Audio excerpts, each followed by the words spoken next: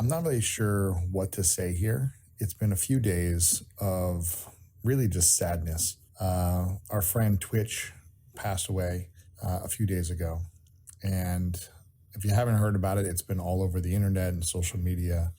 People talking about how he brought so much joy and light to the world. And tWitch did. I've known tWitch for 6 years. I met him in 2016.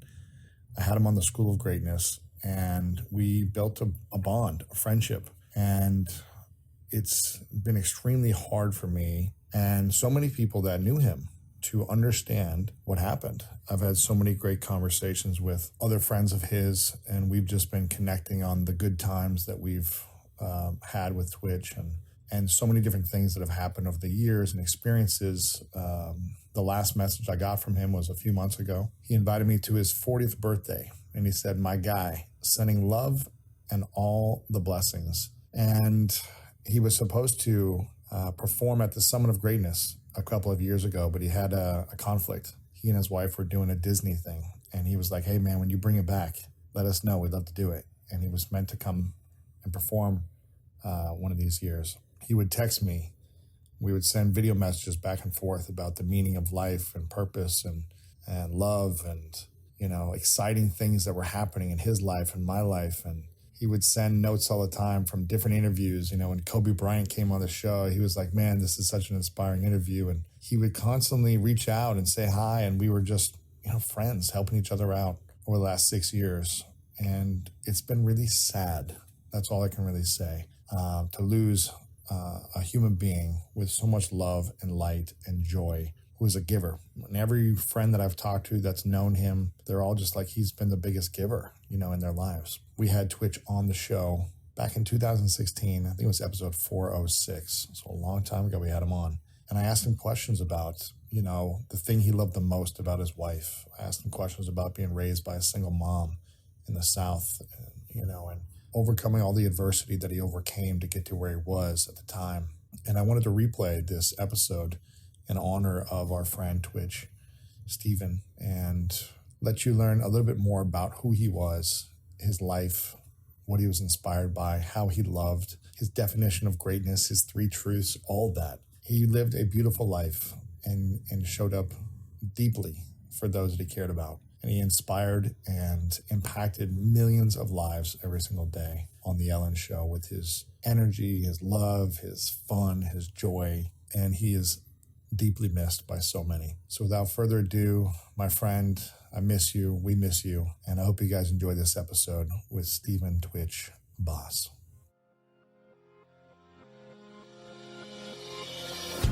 Welcome to the School of Greatness. My name is Lewis Howes, former pro athlete turned lifestyle entrepreneur. And each week we bring you an inspiring person or message to help you discover how to unlock your inner greatness. Thanks for spending some time with me today. Now let the class begin.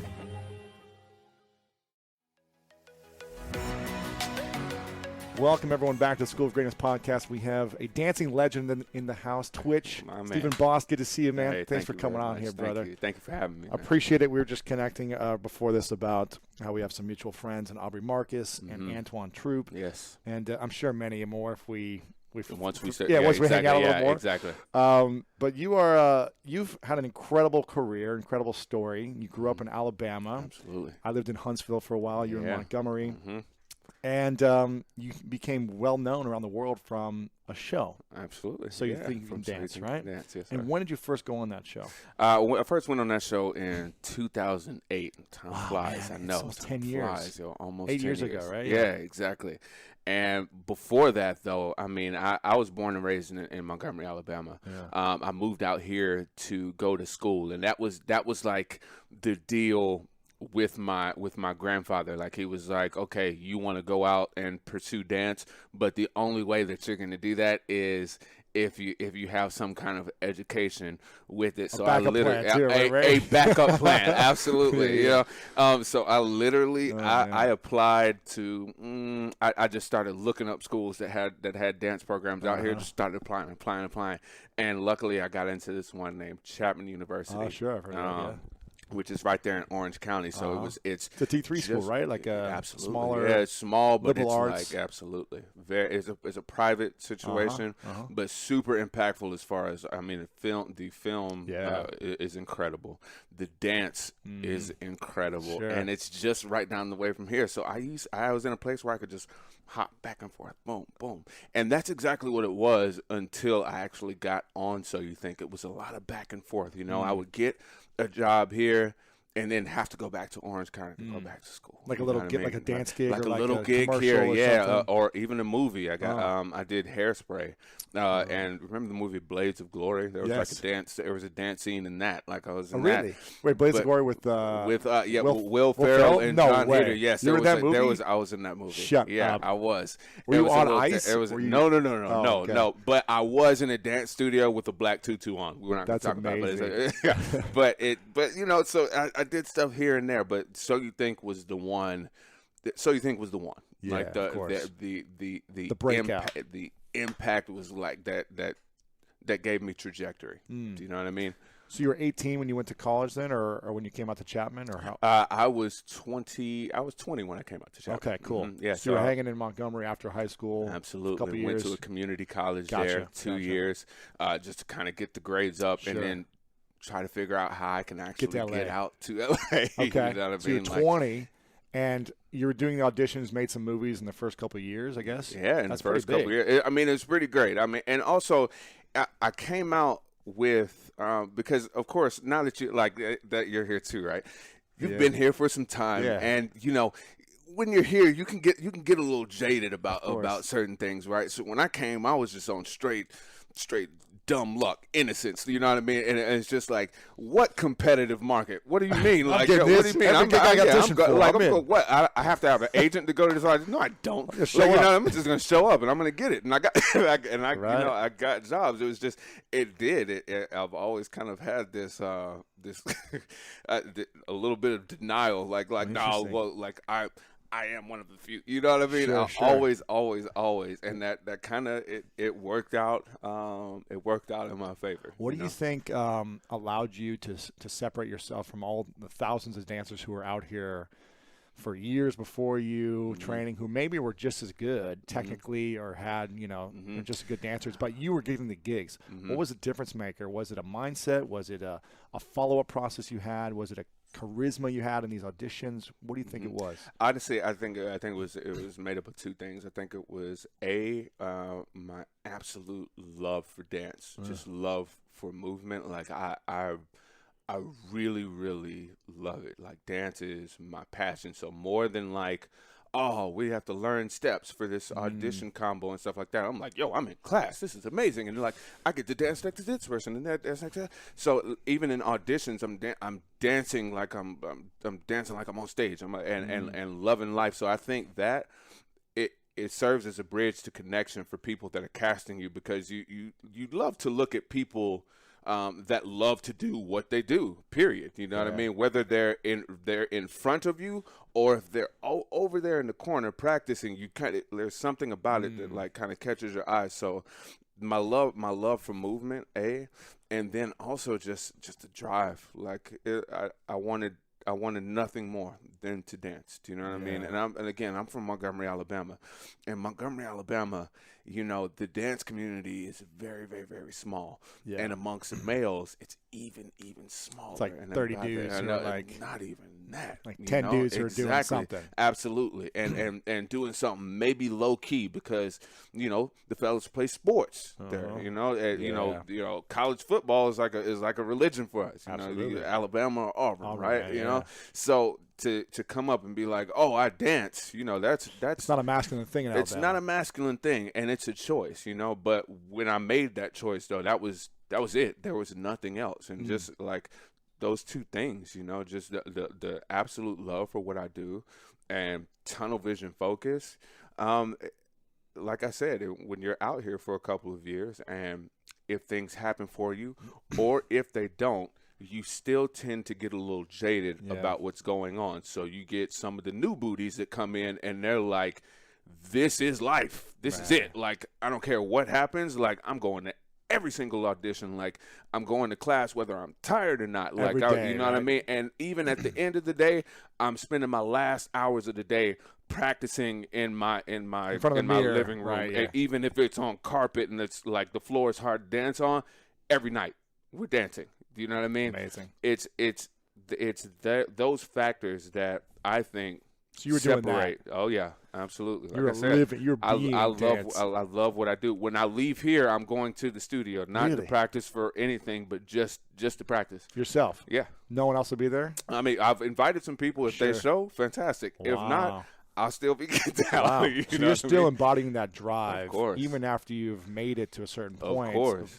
Number of movies on Ellen, all these different things. Of course. Every single day, you're living like it's your first week out here. Of course. Wow. Because there's still so much more that I would like to do. So I can't get comfortable. I can't. Yeah.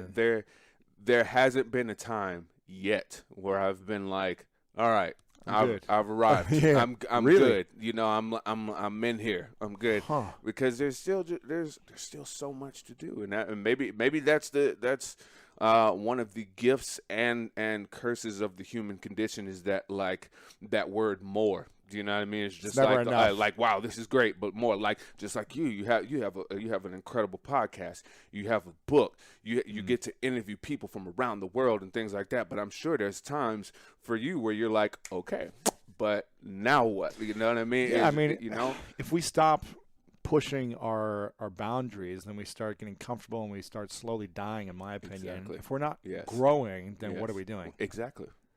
So it's like, yes, we want more, but it's like, I want more growth. I want to see Exactly. what I'm possible of creating Absolutely. and doing myself, Exactly. just to inspire myself, Of course. and hopefully be a symbol of inspiration for others. Exactly. I mean, we're here to maximize our potential. Period. That's it. You know, that's why we're here. Yeah. You know.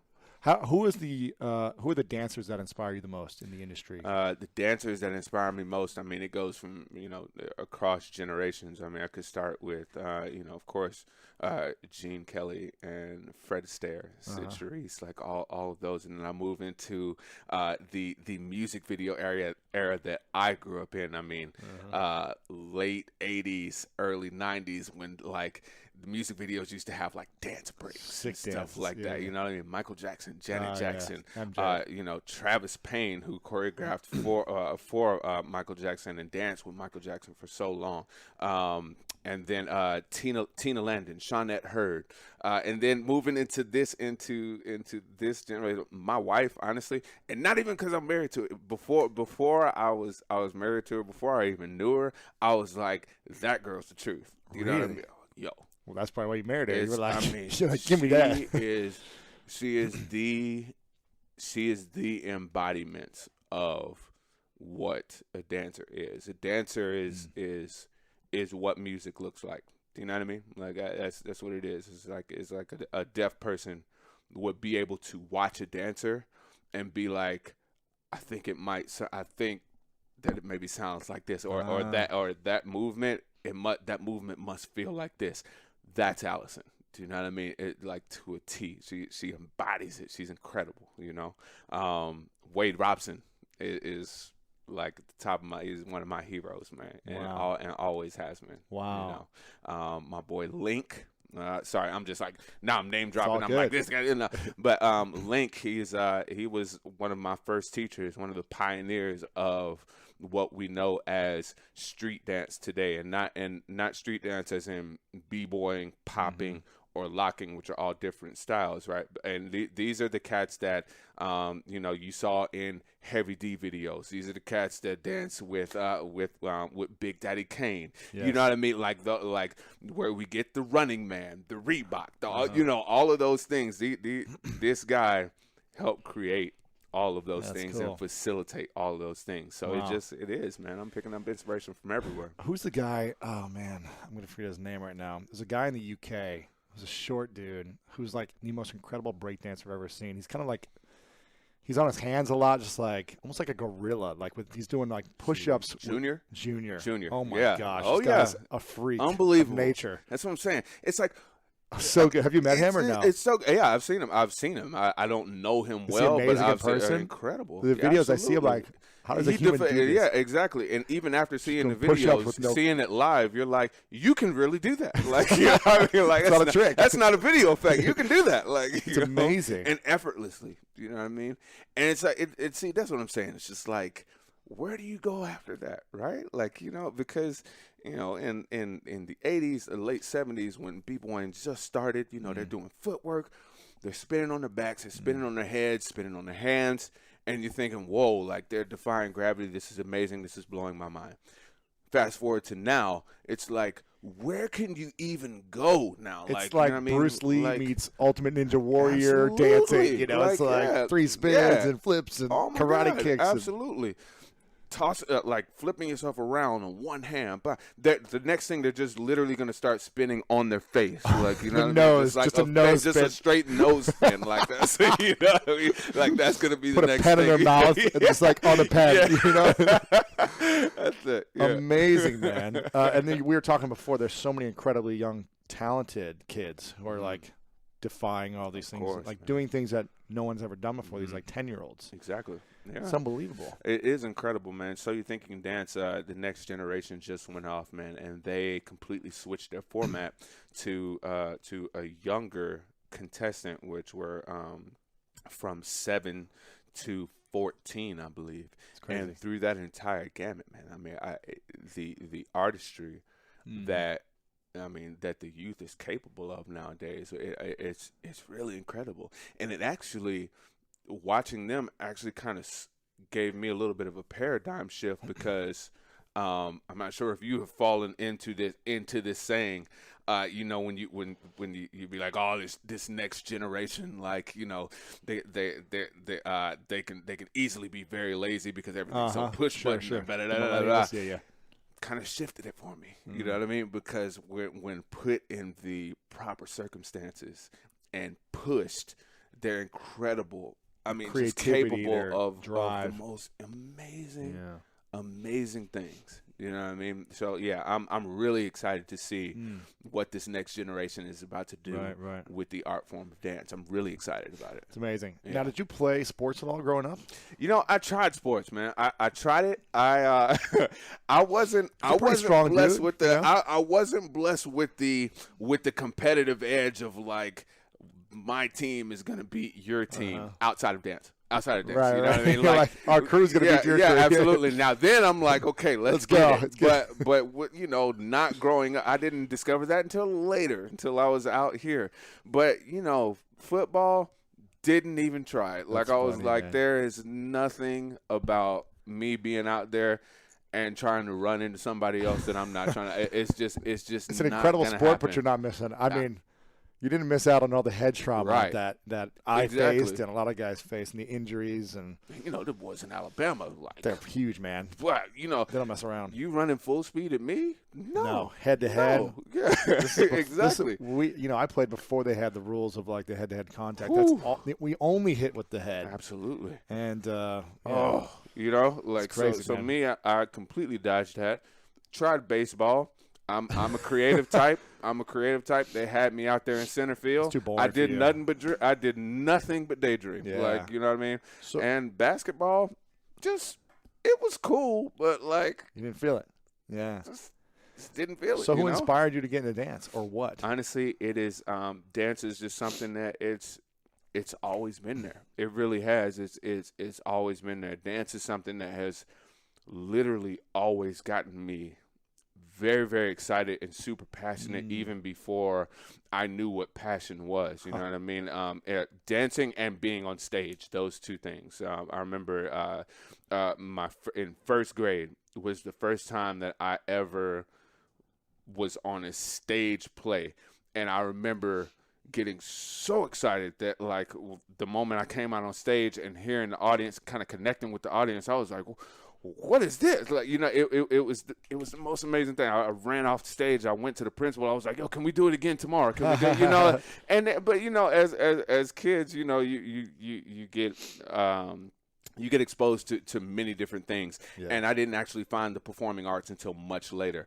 But watching music videos, hearing music that I love dancing to. I was constantly making up dance routines in my room. But again, you know, when you are the first dancer or person that wants to pursue dance of your family, then nobody in the family is going to look at you and be like, yo, we should put him in dance classes. They're just like, oh, he likes to dance. Like, hey, come out here and do a dance routine for us real quick. You know, yeah, exactly. We're at the family reunion. Come out here and dance real quick, and you know, absolutely, you know, and then that be that, you know. So it's the thing is, to answer your question, it has always been there. You know, it's the thing that has literally been a driving force. I know there's some guys that, you know, watch basketball games, football games, boom. You know, they love paying attention to the highlights, and that fuels them and being like, yo, I'm about to go super hard at practice the next day because did you see, better I do this, da, da, da, da. You know, it's that same thing of like when Michael Jackson premiered, you know, the Scream video, or if when I saw Janet Jackson, All Right, like that dance breakdown, this was before YouTube. You know what I mean? Yeah, of course. So it was MTV videos. Yeah, if I wasn't ready with the VHS to record it, I had to burn everything into memory and be like, I think they did something like this, and boom, you know, and that's what it was. That's what dance was for me. So it has always been that passionate driving force, and it was what I wanted to do before I knew that I wanted to do it. Right. You know. And so once you got older, were your parents kind of pushing you into it and encouraging it more? And no, cultivating it was. It struck them as quite the surprise because, like I said, we didn't have any you know, anybody pursuing dance in the family. You know, so when I said that I wanted to dance, they were like, oh, right. Oh, really? Okay. You know, because they don't know what that means. You know, just like I said, the deal with my grandfather was if I could move out as long as I was in school for a backup plan. Do you know what I mean? Exactly. Because he was like, okay, I this hear that that you want to dance. I don't know how far that can go as a career, so like, let's back that up a little bit, which is completely understandable, you know. Sure. So with that, I dabbled in theater, and in the theater, I got cast as a dancer in The Wiz, and that's what started the snowball effect. Amazing, that I was like, wait a minute, do you guys take dance classes out here? Yeah, we take over here. Okay, cool, I'm going to come to class with you. Oh, I can take class for free as long as I take ballet? Cool. Like, I'm going to stay here and do this. Yeah. And it was like, oh, wait, you go to my high school. There's a dance team at our high school? I'm going to try out for that. There are no guys. All right, cool. It's all good. Right. So I was the first guy on my high school dance team. Now I'm curious. I mean, what year were you born? 1982.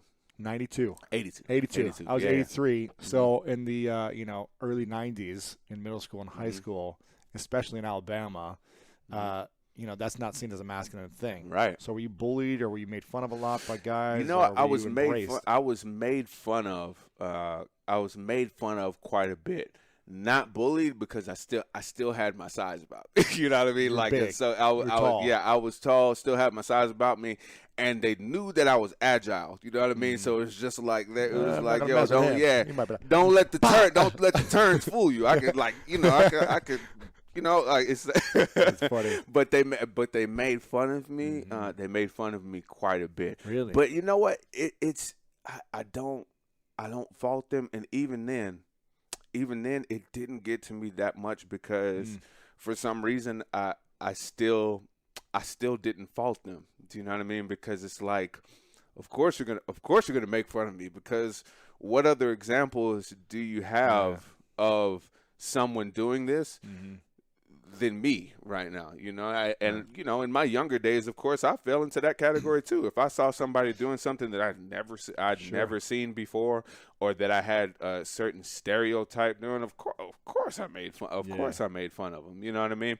So it never reached the point of violence or anything like that. You know, it was only words, man. And then as time went on, then they started to eat their words and they see you on stage performing and absolutely. Like talent shows. You're like, oh, damn, this 100%. You know? Yeah, and while they're calling me, no disrespect, just saying, while they're like, oh, you're gay, like, but then they get to see like, okay, cool, like let's break this down. You play football, okay? I dance. After school, I'm going to go spend the rest of my afternoon with 30 girls. Only girls. Yeah. You're going to spend the rest of your afternoon wrestling with dudes. Right. And when the night is over, when we go get some food, I'm probably going to be hanging out with your girlfriend. Like, do you know what I mean? Because, like, we're all going to this place here. To hang.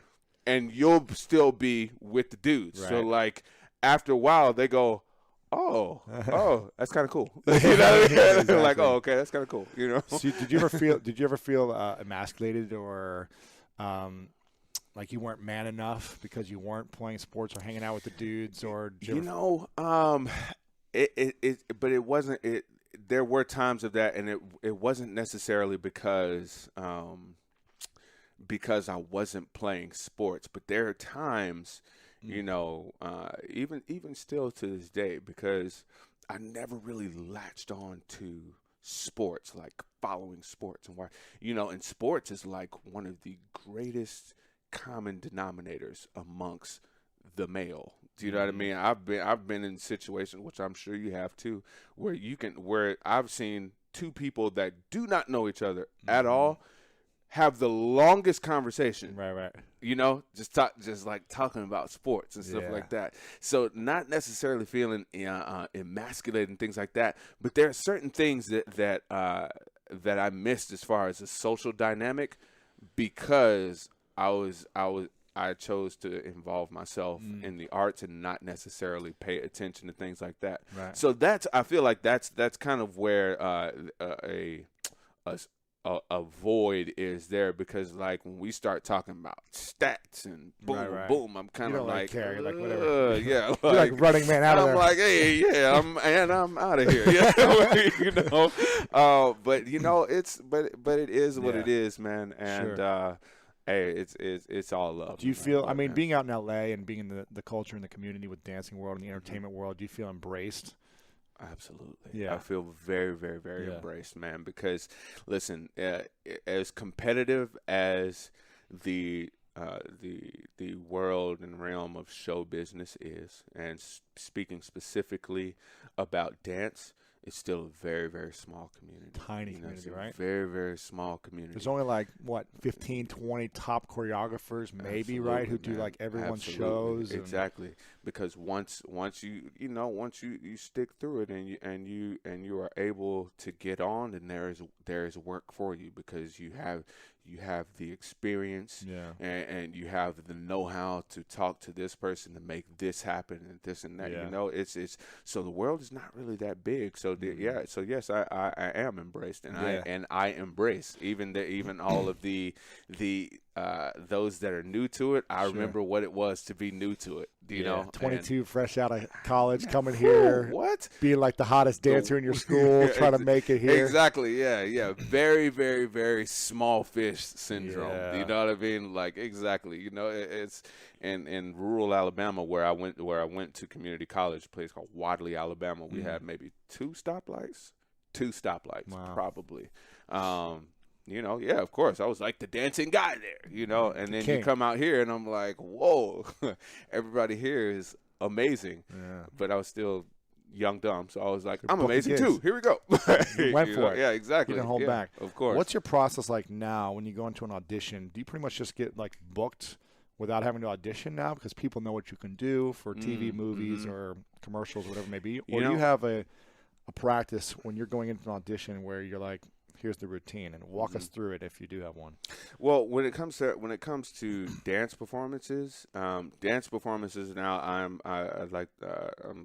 blessed to say that if they want me for a dance performance or something like that, then they just call and directly book. They've seen videos. They've seen it a million times. They don't need to see you again. They know what I do. Yeah, they know what I do now. Amazing. And that is incredible. What I do audition for now, I've been really studying acting. I've been on a lot of acting auditions. So with that is it is a completely different because all the physicalities are more they're a little more internally driven and not so big, like, you know It's what more I mean? facial It's emotion. absolutely. It's more like yes, the yeah, eyes, and just that like- and that is that's the hardest switch there. That is so. As far as process of auditioning for that goes, it's about dialing it down. It's about dialing it down for me, because standing on stage, even sitting here talking to you now, like I move, I talk, Yeah. I lean, I use my hands.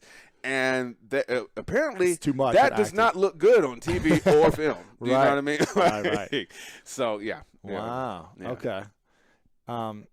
So you don't have to do any dance auditions right now. Then they're all booked. I haven't Call. done the dance audition. How many I haven't years? Done it since 2008. Even for like Magic Mike Since or a 2008. movie where you're dancing in, they're just like, yeah, oh, we know even we want them. even for Magic Mike, which is such a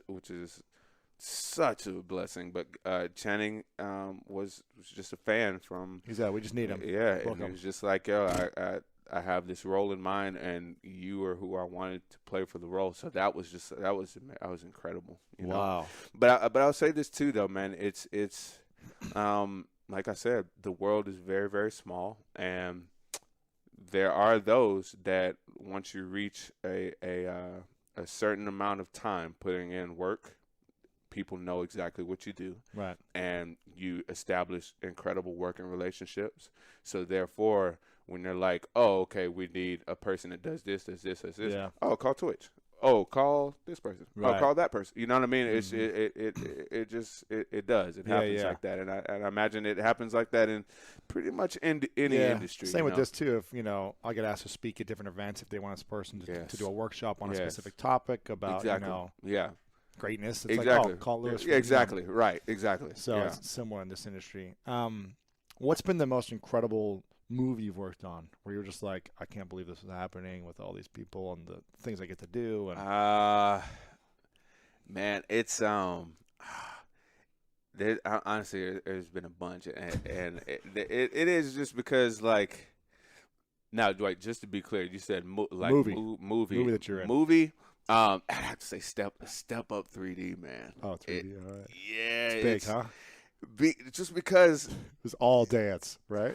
all dance, and we were they moved us to New York for 3.5 months, and it's like, this is work, but like it doesn't feel like work. You're just dancing all day, like because hanging out. we're dancing, and all our homies are out there. We're staying right there in Times Square. Amazing. I mean, it's so that I think that has been my favorite as far as a film experience is gone so far, just because that honestly was the culmination of everything from the beginning. Do you know what I mean? Like me watching Beat Street and breaking to Electric Boogaloo. I'm like, man, what would it be like to do that? And and then I feel like the Step Ups are those movies of this generation. The Beat Streets and the Break-ins, Sure. and, all that stuff like that. You have your Step Ups, Right. and this one was the biggest one as far as cast goes. Huge. It was all the homies. Yeah. All of them. Was were John out Chu there. the director? John Chu was the director. He's been out for here. I that. love Yes. John, man. Yes. He's a talented dude. Really talented dude, and also a director that genuinely loves dancing. He loves it. Didn't he start like the League of Extraordinary? Yes, League of Extraordinary, LXD. Yes, It's amazing, absolutely. right? Which he brought this he introduced filming movement in this like incredibly beautiful cinematic way. You know what I mean? It's just like, even though it's not ballet, it felt like it was ballet. It was elegant. It was graceful, but it was street dance. It was Amazing, incredible, man. It's so good. Cool. Yeah. Who was the most influential person in your life growing up? Most influential person in my life. I mean, it would have to be my mother. Honestly, my mother, because my mom is easily one of the strongest women I know. Easy, because to raise boys by yourself, that's huge. And also not only just to raise us, but to work so hard that you also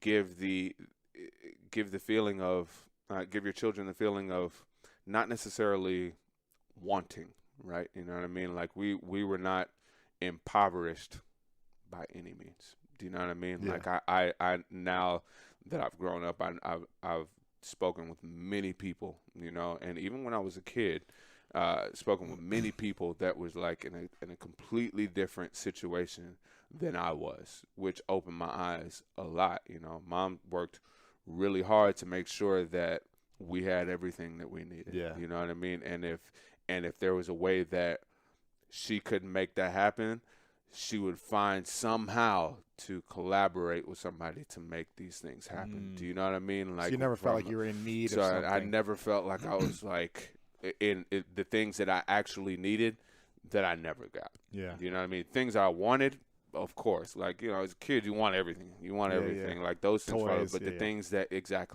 but the things that I needed, you know, and the things that not just material, but things up here too for survival. Sure. You know what I mean? And for me, it's just it's remarkable too, because being a parent now, you know, I can't imagine what it would be like to raise two children that are the opposite sex of you. Do you know what I mean? Like, and you know, because listen, as a parent, you provide everything. You all of the love that you need. But then there are certain things, you know, as parents, you balance each other out. Absolutely. You know, but if you take one part of that equation away, and it's just this one person, I mean, that I have no idea what that would be like. And Crazy. she did it. Amazing. And she did it, and I saw that then. I see it now. Again, now that I am a parent, it makes me double back and be like, wow, thank you. She was amazing. Yeah. Incredible. Was your father not in the picture? You know, my father was not in the. He was. I'll say this. He was there, but he was not actively involved. You know, we were in the same town. One of my brothers, we share the same father. You know, and my father and I had the relationship that we did just because our mothers took it upon themselves to be like, no, they're brothers, so they're going to stay close. Right. So I would see my father when I was visiting with my brother. Gotcha. You know what I mean? And that relationship kind of went from there. But as an active father, not necessarily. No. Is he still around today, or is he? He's still around. Yeah, And you know, I talk to him every now and then. You know, of course, I talk to him every now and then, but it's not like, you know, of course, it's not your dad. It's not there. I get it. Yeah. Do you feel like there was something in you that made you so driven to go create and express and move to LA and be driven because he wasn't there in any way, or do you feel like it would have been different if he was there? You know, I'd like to say that it was that, but I'll say this though, is that I have always been that type that you know, don't tell me what I won't do. Do you know what I mean? Don't tell me what I can't do. Do you know what I mean? And I do remember there was a time, and I remember it vividly. I remember talking to him outside of his work in the parking lot, and I was telling him, "Hey, I'm joining the dance team. I'm going to need some high school. I'm going to need some shoes, you know, and some money to get some like supplies and this and that." And he went on this tangent about like, oh, I thought I'd be buying you cleats and da-da-da. And that, again, like not even really taking it personally, like, oh, I can't believe you say something like that to me. But I was like, oh, so that means I'm really supposed to do this then. Like, that means like, okay, cool. So that means that I'm going to be the example of like, oh, you've never heard of somebody doing this, but it can actually happen. I'm going to show you how it can happen. You know what I mean? So it was more fuel. So I guess to answer your question, yeah, and not like major fuel, not like the reason, but it was definitely fuel because it was more along the lines of like, oh, oh, maybe you don't think maybe you don't think that I can do this. You don't approve or yeah. Maybe you don't think, or maybe you don't approve, only because you don't know. But I'm going to show you. And over the years, I have. It's been fantastic. Do you feel like if he was around, you'd be in this place right now? You know what? Honestly, I think I really do think if he was around, I might have been out there clashing helmets with you, man. Really? Yeah. Really? Yeah. Because he played football. No way. He played football. Yeah. You don't think he'd be dancing and doing what you're doing? I don't think so. Wow. I don't think so. So it's almost a blessing really that he don't. wasn't around. Yeah, I mean, hey, listen, anything can happen in a hypothetical. Sure. It's I can't say it's a blessing that he wasn't around. Maybe I would have been just as happy. Maybe I would have been, but I will say this, man. Everything happens for a reason. Absolutely. And you make the absolute best of it as best as you can. Absolutely. And you take it one day at a time. What is the biggest lesson your mother and your father both taught you about being a parent now?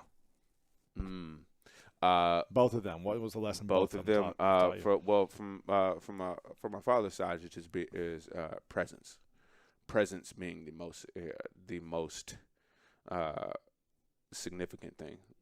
Like your presence is the greatest present.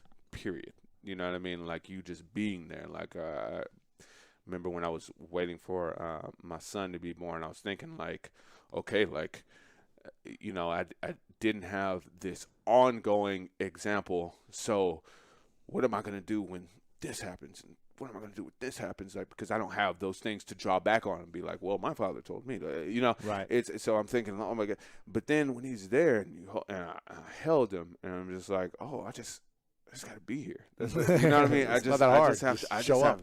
I just got to be here, and then we'll take these times one day at a time with each other, and that's been great.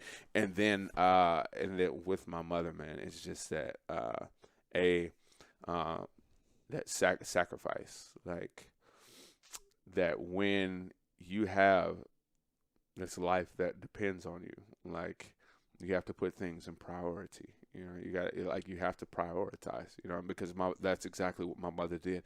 And honestly, this is nothing that she has told me. This is nothing like, hey, when you have a child, like, you got to prioritize. This is something that I see from example. Do you know what I mean? This is how I saw her living.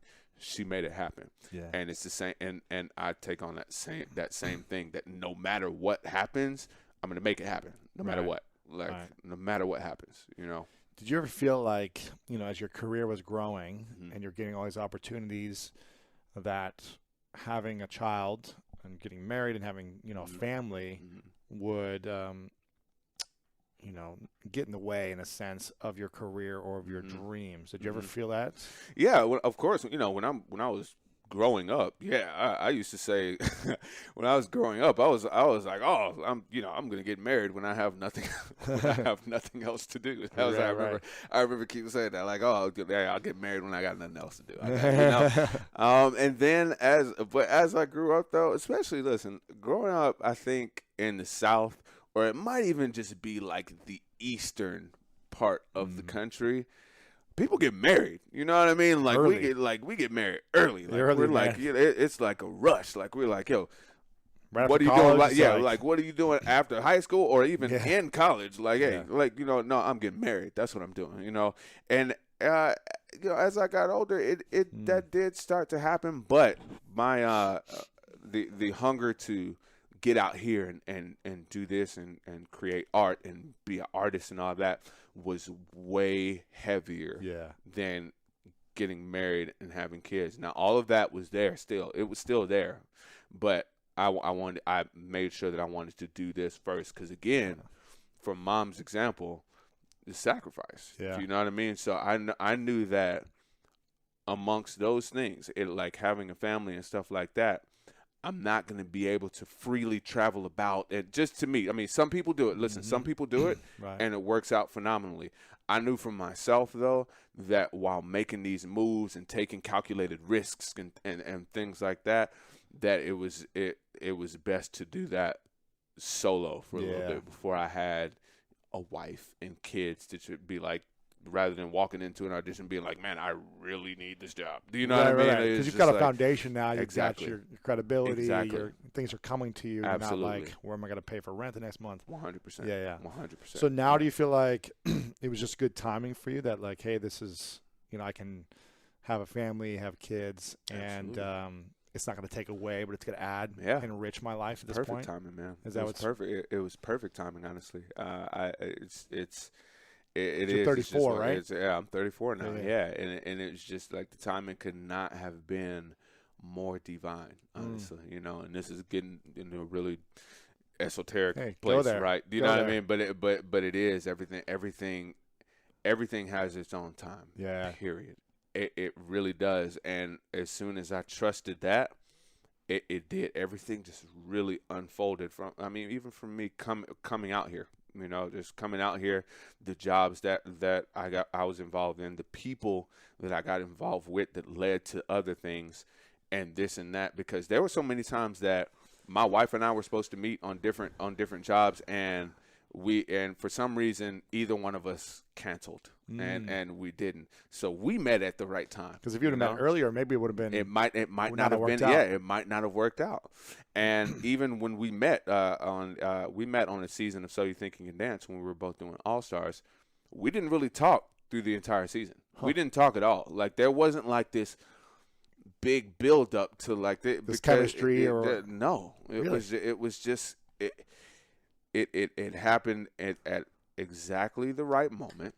And then after that moment, we both decided, that this is right. And then also because she had a daughter from a previous relationship, and even the timing of that, because, we kind of had our thing going, and then the timing of like, okay, now it's time to introduce you to Wesley, and those things happened. And as we went on, and I'm like, okay, now is the time to be like, I'm going to propose to you. Like, do you know what I mean? Like, it just. How old was her daughter when you met? She was 2. 2. So maybe if you would have met when she was 1, she would have been ready for a relationship or to have an experience. Like she was phasing out of the other one still. Exactly.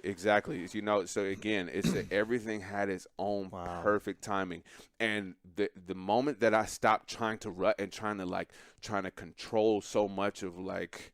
No, I'm not ready for that. I don't think I'm ready. You just kind of trust it. You just trust the process. Mm-hmm. It really did. Everything just literally, and when I say literally unfolded, just literally unfolded, man. Wow. And it was perfect, even to us having our son. Amazing. The timing could not have been more perfect. What's it like for 2 dancers to be together all the time? Are you guys like constantly like breaking and like doing your thing, or is there a conflict because you guys are both doing the same thing? No, it's actually what's great about it is that Allison does everything. Like she was just on Dancing with the Stars. I'm not gonna do this. You know what I mean? Because so we kind of cover two different realms of dance, which really she can do ballroom. She can do ball. That's not your thing.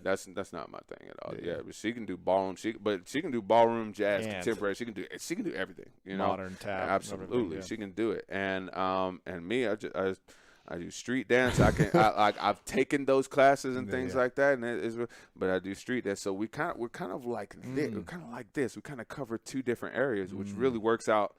It really works out in our favor because we can go and teach in 2 different and like in the same place and offer 2 different things. Amazing. Rather than if we were 2 street dancers or 2 I don't know, like I don't know. There's the competition is not necessarily there because we do 2 different things, and it's great. And at home, man, we dance to like the classics, man. We dancing to Frank Sinatra. That's cool. We got the lounge jams on. You know what I mean? Like we just kind of slow dance around. That's because cool, we do the intense dancing for work. Yeah. So for everyone home, else. Yeah, exactly. So at home, man, we keep it chill. That's cool. Yeah. What's the thing that inspires you the most about your wife? Okay. So if I had to choose one thing, man, it would be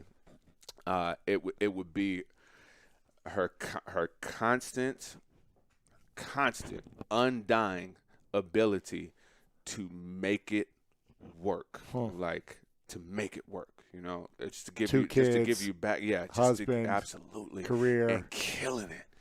Just had a child, and he's 6 months now. Had a child and now 6 on months Dancing with the ago. Stars. Was just on Dancing with the Stars. Body incredible. Back in it like she never left. Even when she was pregnant with Maddox, like she was still dancing. She filmed the HP commercial that she's now nominated for a World Choreography Award for. When she was 3 months pregnant, you know what I mean? In a unitard, body banging, you know what I mean? Like it's just like, but either way it goes though, she has this ability to look at the cards that are dealt and make it work. You know what I mean? She's a very solution driven person rather than being like, oh, how's this affecting me? Oh, I don't know. She's like, okay, what do we got? Okay, this is what we're gonna do to make it work. Like she goes for the solution, and it's undying. She's not a victim. She's not like, oh, I've got so much to do. How am I gonna figure this out? Woe's me. Ever. Cool. Here's a challenge. Let's make it work. Ever. You know what I mean? She's responsible for her life. Absolutely. That's great. Even her coming out here from Los Angeles, she's from Utah. You know, she made the decision to move out to Los Angeles. Her and her daughter Wesley. Wesley was 1 at the time, and what was going to happen? She didn't know, but like she was like, I'm going to make it happen, and she did. And it's incredible. Yeah. Amazing, man. Absolutely. What's the your message to young artists and performers who are trying to figure out their path, or that have this energy inside of them, this fuel, but they're worried or scared or don't know where to go or how to make it work, or it's intimidating? And honestly, man, it's if you have something on your heart that is undying, and you want, and you feel like you have to create it, you have to do it, then you must do it. Period. And that seems like it seems like the most simple. It seems like the most cliche answer, right? But the power in the decision of making a choice to be like, I'm gonna do it, and I don't know where it's gonna take me, but it's on my heart, and I'm gonna do it, and I'm gonna see it through to completion. That in itself already kind of lays out the path for you. A, to just doing what you love to do. B, finding like-minded people that could help you, and if not help you, just support you in what you're doing. Right. You know, you just got to do it and make a decision. And also, listen. No, don't listen to the naysayers. You know, like if you got it on your heart, like nobody feels your heart like you do. You know what I mean? And they don't feel it, and they're not going to feel it until much later, if they ever do. You know what I mean? Like for like we talked about earlier, the people that were at my high school, the naysayers, they feel what I was talking about now. Do you know what I mean? Like it. But it took me being like, oh, okay, cool, like. You just don't see it yet. Like, you just don't. Now they're like your biggest fans. Like, I went to school with that guy. I went to school with that guy. Snap. Yeah, I went to school with that guy. Oh, I remember when you danced back in the day, bro. Like, you know, that's good stuff, bro. Yeah, you know. So it's just trusting yourself, and I think that's honestly and I'm sure you know that it is one of the hardest concepts to grasp when you're younger. It's just to trust in yourself and know that like what's inside is going to map out everything that you need. It's hard to trust yourself too, I think, when your parents are saying don't do it. Absolutely. Family's saying you should do this instead. Exactly. Friends are like everyone wants to be part of a community. Yes. Especially their friends and family, they want them to appreciate, and we want to be, we want to please others. Exactly. And this is a challenging thing for me when I left to go for my professional football dream. All my I wasn't the best player on my team in college, the fastest, biggest, strongest, but I had the biggest heart, the biggest drive, and I had some talent, enough to make it. But I think I lost a lot of friends from college. Right. A lot of my teammates, they didn't support me because they stayed back and did other things and thought I should do that as well. I thought I was better by going after my dream. Right. And it sucked because I tried to reach out to friends and they wouldn't get back to me, and and you kind of lose a community. Exactly. by going after a new dream or a new community. 100%. And it can be challenging. Very. And it's very challenging. That often sometimes is the hardest part of a transition sometimes. Yeah. Is letting go of those things before you continue to move on. It's very hard. It is very, very hard. But sometimes your heart is gonna be your biggest fan. Like you said, like you might not have been the biggest, the fastest, or whatever. But if you have heart, though, if you have heart, you got it. If you can stand in the midst of people saying no, and you can go, okay, I hear you, but I'm still gonna do it. You got it. That's it, man. That's the secret. Yeah. What's something you're most proud of that not a lot of people know about you? That I'm most proud of that not a lot of people know about me. I learned to solve a Rubik's Cube, so that's tight. Really? That's tight. Yeah. How fast can you do it? I can do it in my fastest time. And sorry for the speed cubers out there. Sorry, this is not gonna be flattering for you. Okay, it's not gonna be tight. But my fastest time was like 1:15. That's amazing. I remember watching YouTube tutorials for a while, for a few days, trying to figure it out, and I finally got it to where I could get it, but I had to watch the tutorials sometimes, so I didn't memorize the pattern. Yeah.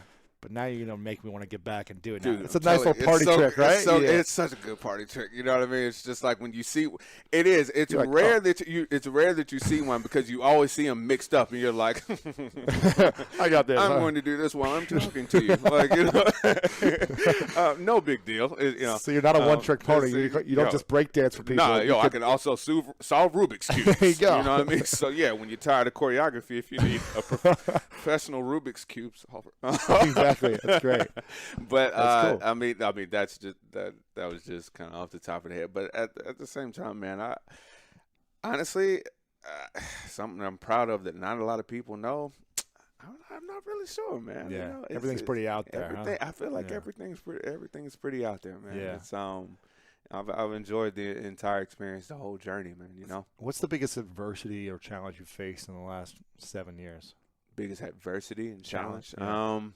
It seems like you get all the things you want. Man. You manifest. You've got the relationship, the family, the gigs. You're consistent. You're on Ellen, the DJ and dancer on Ellen. How long have you been doing that for? I've been doing that for 4 years now. Amazing. 4 years. Yeah, it's like one of the biggest shows on TV. Absolutely. And you're always featured. You're always shown every show, right? It's a great show. Yeah. We have a little back and forth every show, which is fantastic. The greatest adversity, man. Honestly, I would say my greatest adversity is still to this day is mastering self assurance. Do you know what I mean? What do you mean by that? With all of these opportunities that come, and man, this is great. Like because I'd also love to just kind of get your take on this too. Yeah. You're welcome, internet. So with this, like with all of the opportunities that come, of course, we're big dreamers. We dream big. We manifest things. They do come. But when these opportunities show themselves, there's a moment where a little Gemini side comes out and goes, "You're not ready for that." You know what I mean? Or it goes, "Wow, I'm not ready for this," or "Wow, I'm a little scared," or "What was there a mistake here? Are they sure? Are they sure that they picked the right guy?" Like and still to this day, really, absolutely. And and of course with practice, you just kind of you get in there and you make it happen, and you get in and you realize like, oh yeah, I'm ready for it. But still to this day, it's.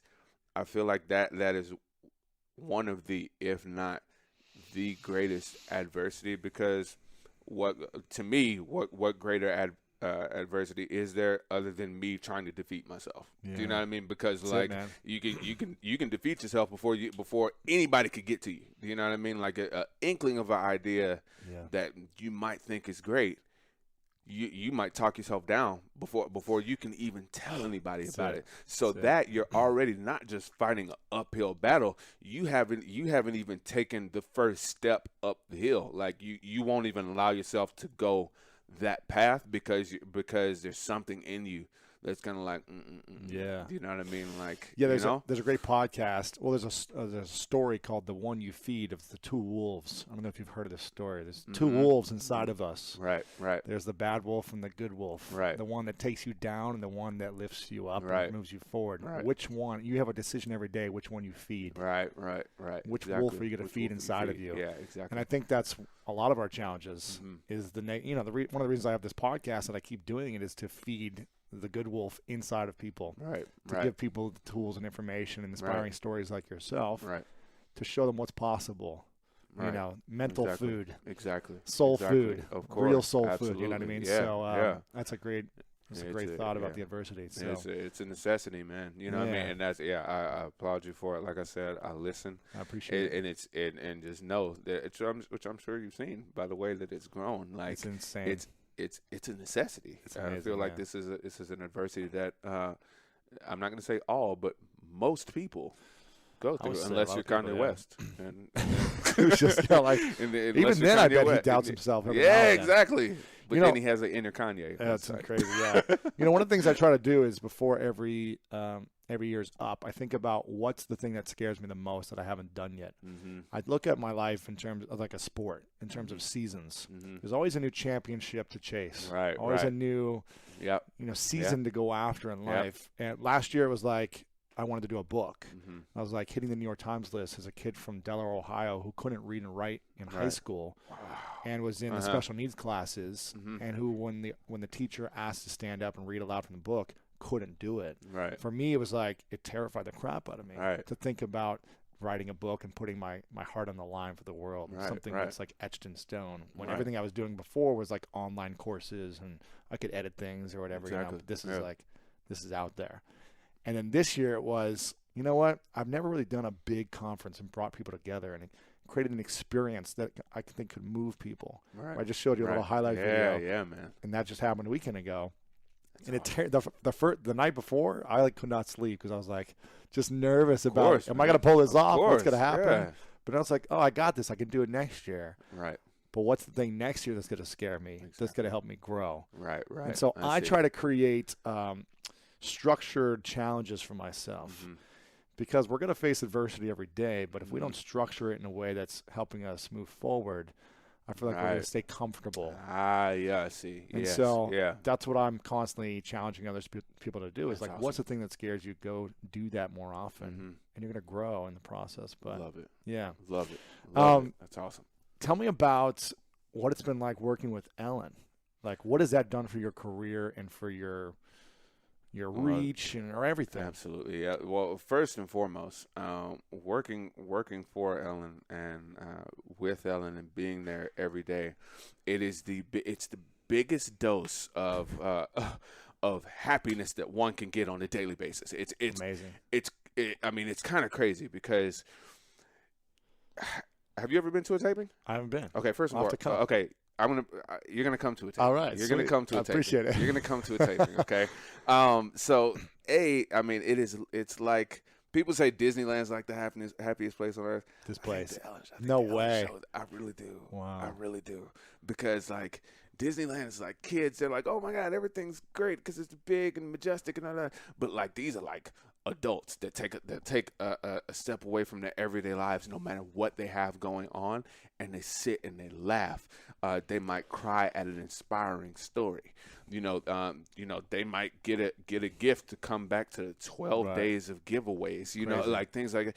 And it's the biggest dose of like daily happiness, and I mean it just kind of smacks you in the face. You can't help but to just be kind of captured by this energy because, I mean, people genuinely have a love her and her entire essence and the environment that she creates being there. Do you know what I mean? And that alone, just being able to be there and see that and feel that every day. You know what I mean? It was yesterday.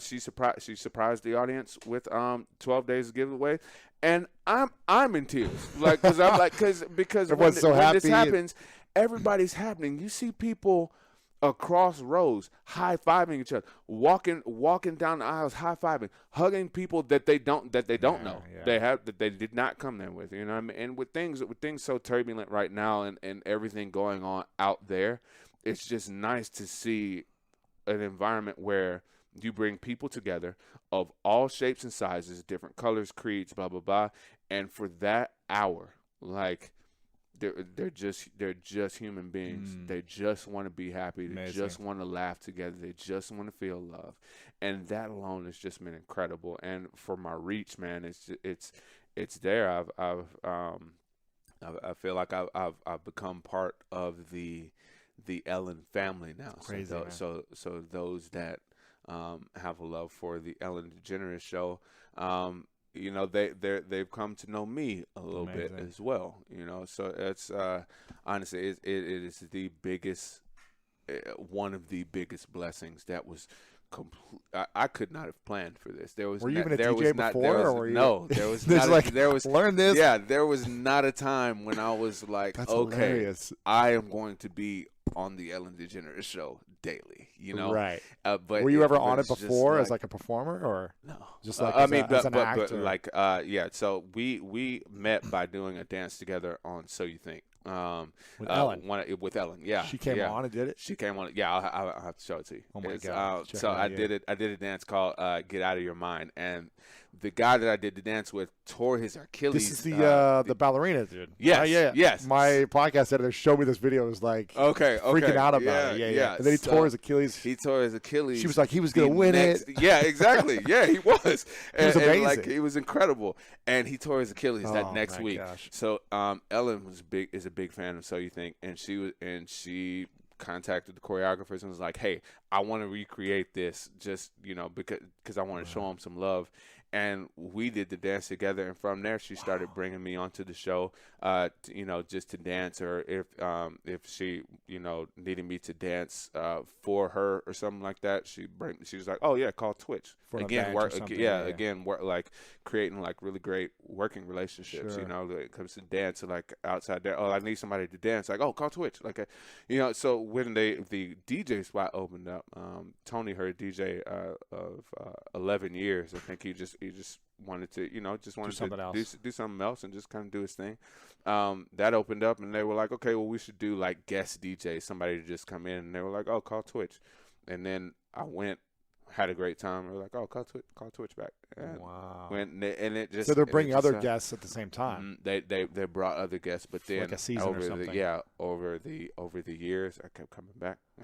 And you would dance, and you had that dance, rock the crowd, and all that, and then now I'm wow, there. man, it's insane. Yeah, congratulations. Thank you very much, man. It's a huge platform and everything. And it's a huge platform, and it's just a great place to be. All the people over there. I'm telling you, man. When you come, not if, when you come to taping, I'm bringing you around. You can just feel the vibes. Sure. Like, you feel the vibes. Everybody That's there cool. is happy. It's great. What would you say is the biggest lesson you learned from Ellen, from just being around her and being on the show for 4 years? What's the things you learned from her? To be kind, man. Be kind. Yeah. She says it every day at the end, after right? the show. Yeah.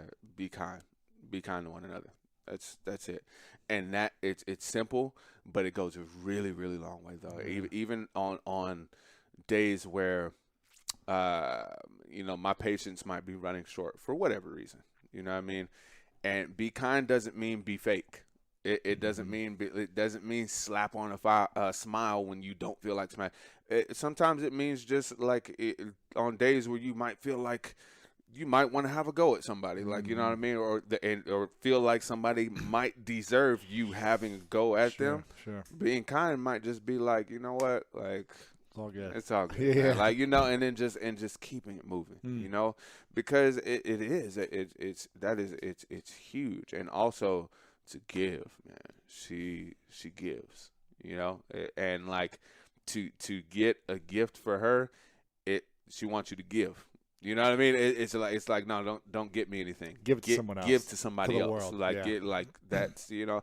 And for me, I'm like that's incredible. You know, it's like an everyday philanthropist. You know, it's amazing. Yeah, amazing. We've gone over an hour and 15 minutes. I apologize. It's all good. I feel like I could ask you questions for another hour. Yeah, exactly. I'm like, But I want to ask the final few questions. Okay, cool. First thing is, what are you most grateful for in your life recently? Most grateful for in my life recently is definitely my family, man. Yeah. My wife, my daughter, and my son. I know that's it, and then that just kind of it extends to everybody else, because something else that I've also really been discovering in this in my 34 years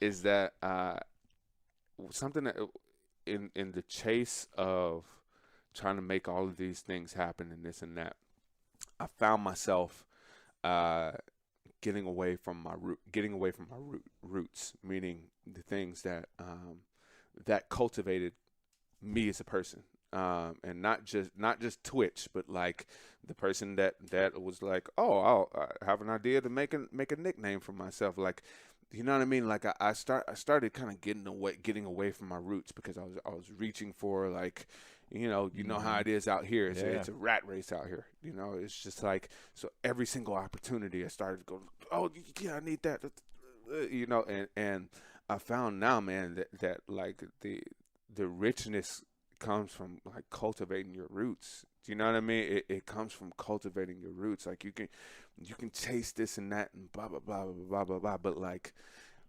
where are you from? Like what makes you tick? Like this and that. I mean, the good, the bad, the ugly, whatever. But like cultivating my home life. You know what I mean? Like and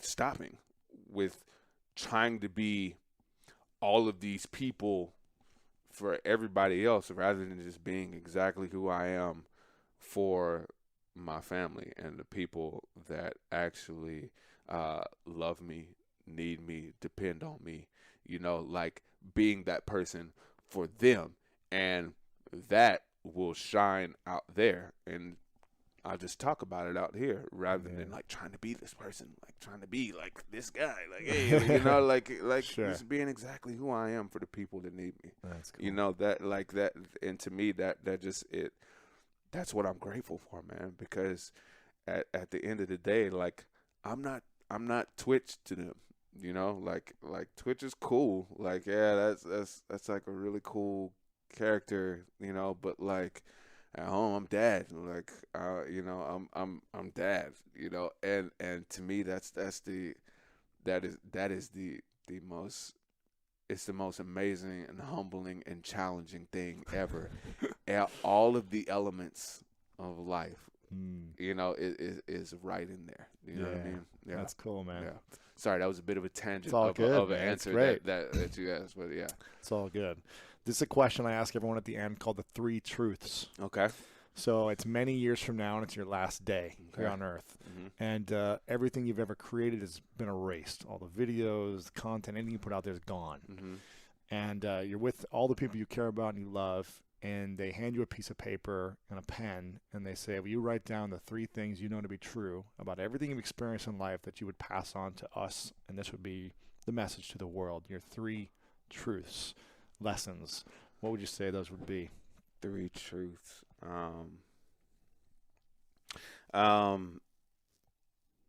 Is that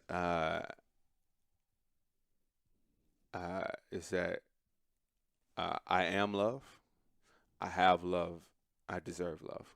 Right? Those three things, because at the end of the day, love is what makes this whole thing happen. Everything.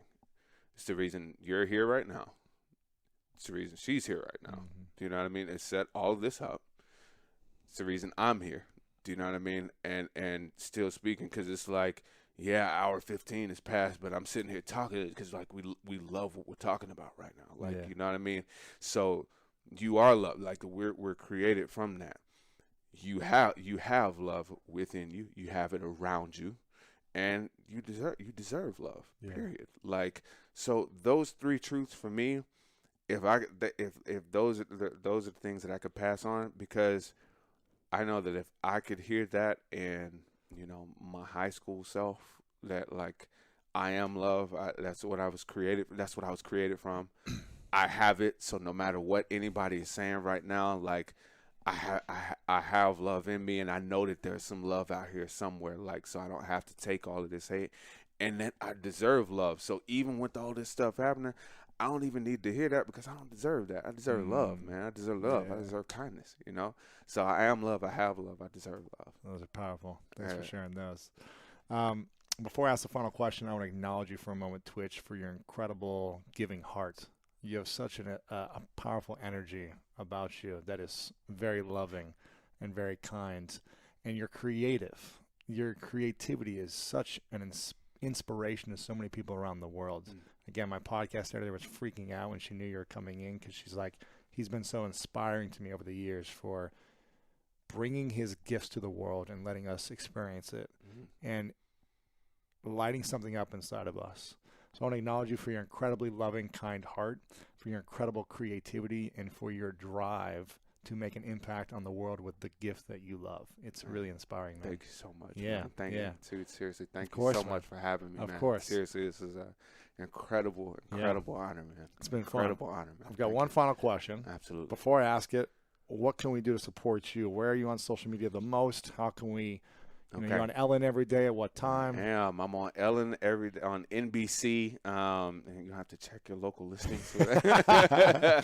Sometime midday. If you're here in Cali, it's at 4 o'clock. But it's in the afternoon. Sometimes. Yes. So check. Yeah, it's on NBC.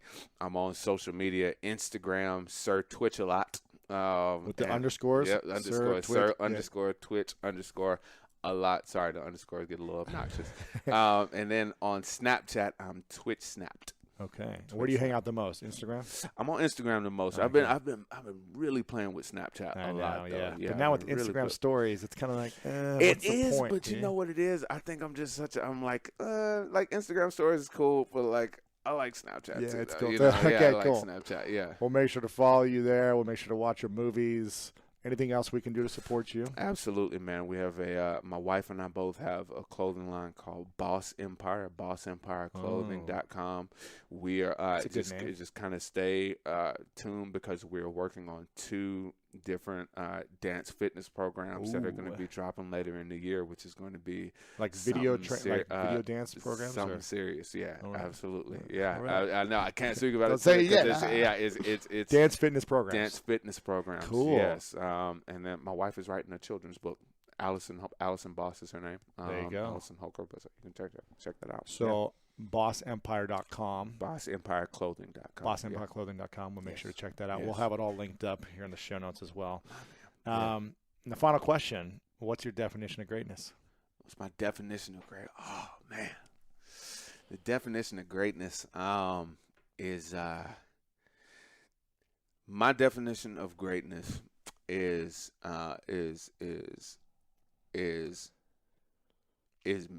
making life happen no matter what happens, no matter what's going on in front of you. Is making the choice to make life happen no matter what's going on in front of you. Like not being in effect, not just letting whatever happens, but like making a choice to make your life happen. Like no matter what's in front of you. That is great. That's greatness to me. That's greatness. Twitch, thanks for coming on. My man. Appreciate it, bro. Absolutely. Thank you. I hope you enjoyed today's episode and it inspired you on your journey towards greatness. Make sure to check out the show notes in the description for a full rundown of today's episode with all the important links. And I want to remind you, if no one has told you lately, that you are loved, you are worthy, and you matter. And now it's time to go out there and do